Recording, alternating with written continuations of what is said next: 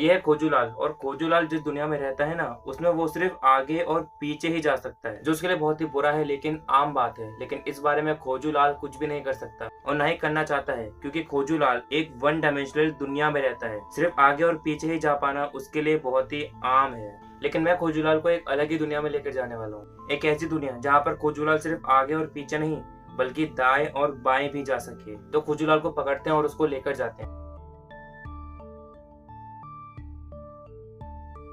और अब खोजूलाल आ चुका है टू डायमेंशनल दुनिया में, जहाँ पर वो आगे पीछे तो जा ही सकता है, लेकिन दाएं और बाएं भी जा सकता है। ये खोजूलाल के लिए बिल्कुल एक नया एक्सपीरियंस है, एक अलग ही दुनिया, जिसके बारे में उसने कभी सोचा भी नहीं होगा।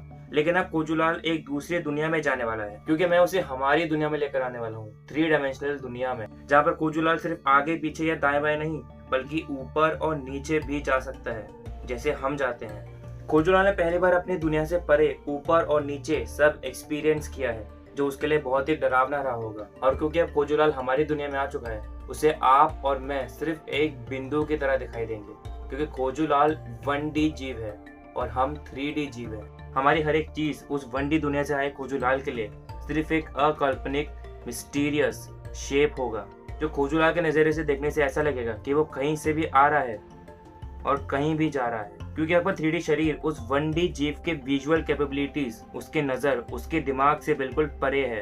अब हम तो 1D खोजूलाल को हमारे 3D दुनिया में लेकर आ गए, लेकिन आप और मैं जो 3D जीव हैं, अगर हम खोजूलाल की 1D दुनिया में चले जाएं तो क्या होगा? तो यही देखते हैं और इमेजिन करते हैं। खोजूलाल आपको अपनी दुनिया में आमंत्रित कर रहा है, तो चलिए उसकी बात मान लेते हैं। तो यहाँ पर 3D से पहले आप 2D दुनिया में पहुंचेंगे, और वहां पर पहुंचते ही आप गहराई और ऊंचाई का परसेप्शन बिल्कुल खो देंगे। आप एक फ्लैट पिचके हुए से एक जीव बन चुके होंगे। आप सिर्फ आगे पीछे दाएं और बाएं ही जा सकोगे। आप कूद नहीं सकते और हर चीज जो आप देखोगे वो आपको एक लाइन ही दिखेगी। फिजिक्स के लॉ जैसे कि ग्रेविटी 3D यूनिवर्स पर डिपेंड करती है। 2D दुनिया में ये ग्रेविटी कुछ अलग ही काम करेगी। प्लैनेट्स के ऑर्बिट्स कोलैप्स हो जाएंगे और मैटर जैसा कि हम जानते हैं वो बन ही नहीं सकेगा।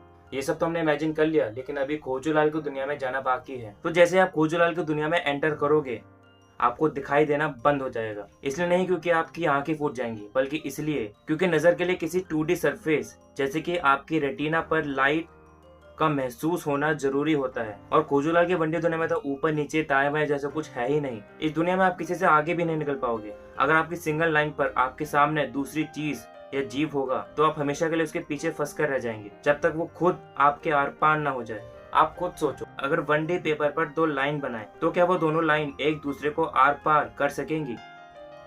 नहीं ना। इसका एक ही तरीका होगा, या तो कोई लाइन राइट या लेफ्ट का यूज कर उसके पार जा सके, या फिर ऊपर या नीचे होकर उसको क्रॉस कर सके।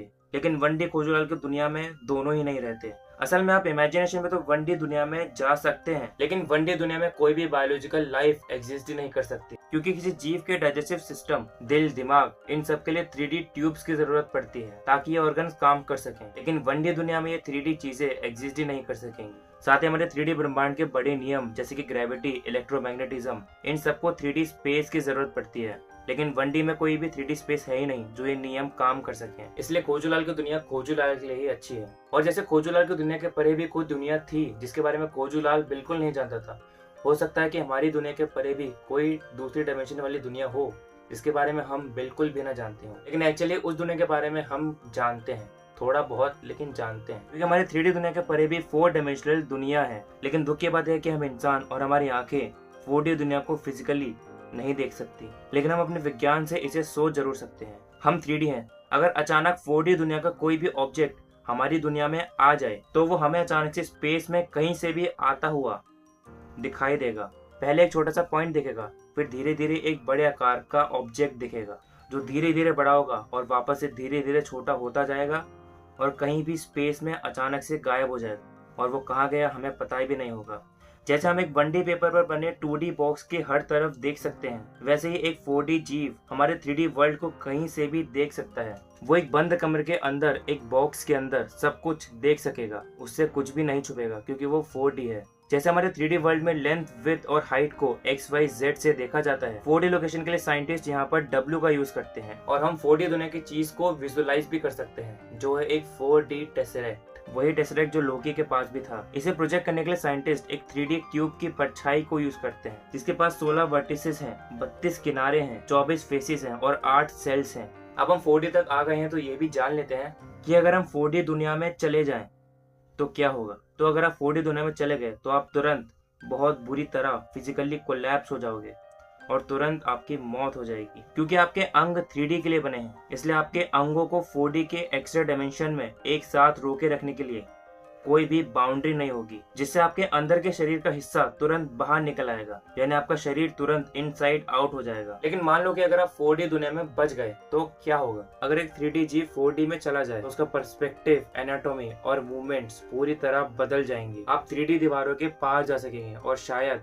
टाइम में भी ट्रेवल कर सकेंगे। आपको इंटरस्टेलर का वो सीन याद है जब कूपर एक 4D टेसरेक्ट में पहुंच जाता है। वेल, आपका भी कूपर जैसा हाल होगा। आइंस्टाइन ने बताया था कि टाइम 4th डायमेंशन है, इसलिए उस 4D दुनिया में आप स्पेस में तो सफर कर ही सकेंगे, लेकिन साथ में टाइम में भी सफर कर सकेंगे। यहाँ पर आपको हमारे पूरे ब्रह्मांड की हिस्ट्री दिखाई देगी। जैसे कूपर को मर्फ का पास्ट दिखाई दे रहा था, वैसे ही जिस पास्ट और फ्यूचर की इन्फॉर्मेशन आपके सामने होगी वो इनफाइनाइट होगी, यानी अनंत होगी, जिसे आपका दिमाग परसीव ही नहीं कर सकेगा। और आप वहाँ पर जो भी करो, आप उस 4D दुनिया से अपनी 3D दुनिया में वापस नहीं आ सकोगे। और तब तक वापस नहीं आ सकोगे जब तक वो 4D वातावरण खुद आपको 3D वातावरण में पहुंचाने के लिए फोर्स न लगाए। और ये सोचने में जितना आसान लगता है उतना ही अजीब है, क्योंकि 4th डायमेंशन अभी भी सिर्फ मैथमेटिकली और थियोरेटिकल फ्रेम्स में ही एग्जिस्ट करता है। और हमारी स्ट्रिंग थ्योरी तो 4th डायमेंशन के परे 11th डायमेंशन होने की बात बताती है। लेकिन फिलहाल 4D तक ही अच्छा है, क्योंकि हम 3D जीव 4D के लिए नहीं बने हैं और ना ही कभी बन सकेंगे।